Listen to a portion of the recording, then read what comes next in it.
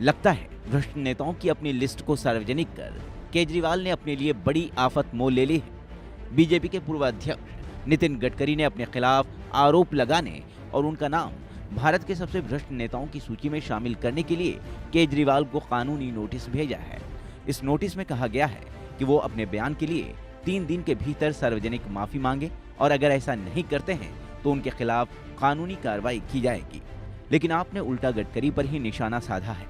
Party प्रवक्ता आशुतोष के मुताबिक अगर नोटिस देना है तो गडकरी पहले अपनी पार्टी को दे। नितिन गडकरी को सबसे पहले नोटिस जो है ना वो अपनी पार्टी को भेजना चाहिए था। उनकी पार्टी ने घोषित कर दिया है कि वो दरअसल वो भ्रष्टाचारियों की लिस्ट में शामिल है। आपको याद होगा कि नितिन गडकरी को दूसरा टर्म मिलने वाला था। उनके चुनाव के ठीक एक दिन पहले शाम को 4 बजे नितिन गडकरी की तरफ से एक प्रेस रिलीज जारी हुआ था, जिसमें उन्होंने ये कहा गया था कि चुनाव की पूर्व संध्या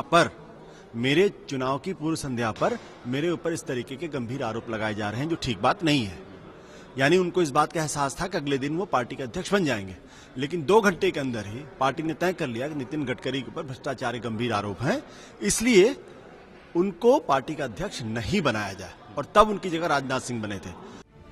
केजरीवाल ने गडकरी को अपनी लिस्ट में शामिल किया है तो बाबा ने उन्हें क्लीन चिट दे दी है। केजरीवाल के जवाब में बाबा रामदेव अपनी क्लीन चिट वाली लिस्ट लेकर सामने आए।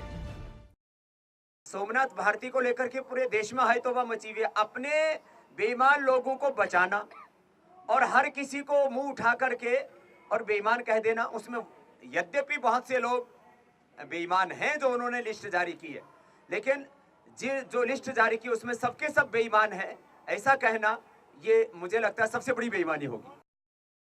केजरीवाल की भ्रष्ट नेताओं की सूची में कांग्रेस उपाध्यक्ष राहुल गांधी समेत कई बड़े चेहरे शामिल हैं। कानून मंत्री कपिल सिब्बल ने केजरीवाल को आरोप साबित करने की चुनौती दी है।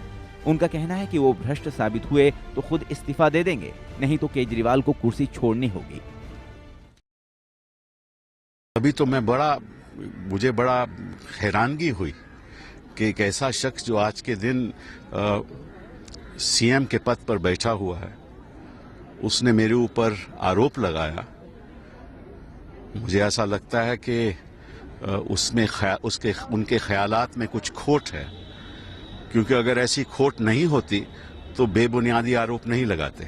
पार्टी लाइन जो तय करेगी, हमारी पार्टी जो तय करेगी, उस तरह का एक्शन हम लेंगे। जिस तरह के आरोप लगाए, आप क्या मानते हैं आम आदमी पार्टी? मुझे किसी से सर्टिफिकेट लेने की जरूरत नहीं है। केजरीवाल ने पार्टी की नेशनल काउंसिल की बैठक में अगले चुनावों का बिगुल फूंकते हुए कहा था कि लोकसभा में अब एक भी भ्रष्टाचारी नेता नहीं पहुंचना चाहिए। लगे हाथों उन्होंने भ्रष्टाचारियों की अपनी लिस्ट भी पेश कर दी। लिस्ट में शामिल नेता केजरीवाल को कटघरे में खड़ा करने में जुटे हैं। ब्यूरो रिपोर्ट, जानो दुनिया।